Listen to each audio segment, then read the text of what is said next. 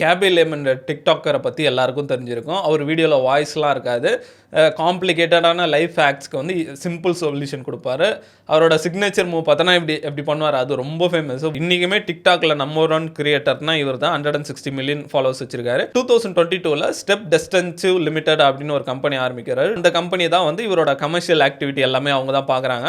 அந்த மாதிரி ஒரு வீடியோ போடணுன்னா $100,000 அந்த மாதிரி சார்ஜ் பண்ணுவார் அப்படின்னு மாதிரி சொல்கிறாங்க. இவர் ஒரு வருஷத்துக்கு 20 மில்லியன் அந்த மாதிரி சம்பாதிச்சிட்டு இருக்காரு. டாப் 10 ஃபோர்ப்ஸ் லிஸ்ட்டில் வந்து 10th பிளேஸில் இருக்கார். ஃபர்ஸ்ட் பிளேஸில் வந்து மிஸ்டர் பீஸ் இருக்காரு. இந்த மாதிரி தொடர்ந்து போயிட்டு இருக்கு. இப்போ January 27 வந்து ஒரு டீல் சைன் பண்ணியிருக்காரு. ஹாங்காங்கை சேர்ந்த ஒரு public trader company rich sparkle holding அப்படின்ற மாதிரி ஒரு கம்பெனி. அந்த கம்பெனிக்கு வந்து இவரோட குளோபல் டிஜிட்டல் ரைட்ஸ் எல்லாத்தையுமே செல் பண்ணிட்டாரு. இதுதான் உலகத்திலே ஒரு இண்டிவிஜுவல் கிரியேட்டர் இவ்வளோ பணத்துக்கு வந்து ஒரு டீல் சைன் பண்ணுது. $975 மில்லியன், இந்தியா மதிப்புக்கு 8,000 கோடிக்கு மேலே வருது. எல்லாம் பயங்கர ஆச்சரியமாக பார்த்தாங்கன்னா, அதாவது இவ்வளோ பணம் கொடுத்து வாங்கியிருக்காங்க அப்படின்ற மாதிரி. இந்த டீல் எப்படின்னா, இந்த ரிச் ஸ்பார்க்கல் ஹோல்டிங் கம்பெனி வந்து இவரோட கம்பெனி ஸ்டெப் டிஸ்டன்சிவ் லிமிடெட்ல வந்து 50% ஸ்டேக் வாங்குறாங்க.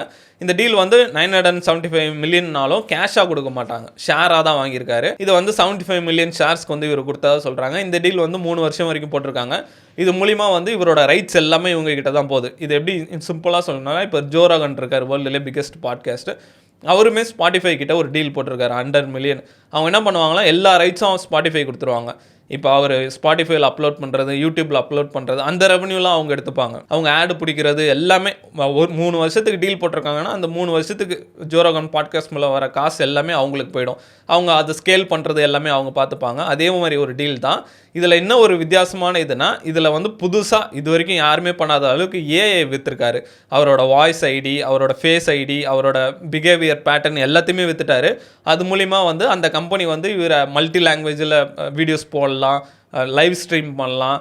இந்த மாதிரி டிக்டாக்லலாம் லைவ் ஷாப்பிங் ஒன்று இருக்குது, அது ரொம்ப ஃபேமஸ் ஆகிட்டு இருக்கு. கேரி வி ரொம்ப நாளாக சொல்லிட்டு இருக்காரு, லைவ் ஷாப்பிங் பண்ணுங்கடா, அதான்டா ஃபியூச்சரு அப்படின்னு சொல்லிட்டு இருக்காரு. இந்த மாதிரி டிக்டாக்ல அது ரொம்ப ஃபேமஸ். இந்த ஏஐ க்ளோன் பண்ணுறது மூலிமா 24/7 இவர் லைவ் ஷாப்பிங் பண்ணிக்கிட்டே இருப்பார்.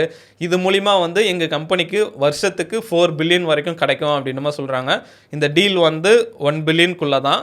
3 வருஷம் டீல் போட்டால் எப்படியும் 12 பில்லியன் கிட்டே இவரை வச்சு சம்பாதிக்கிறாங்க. இது வந்து இந்த கிரியேட்டர் எக்கானமியில் ஒரு புது மைல் ஸ்டோன் மாதிரி இது இப்போ.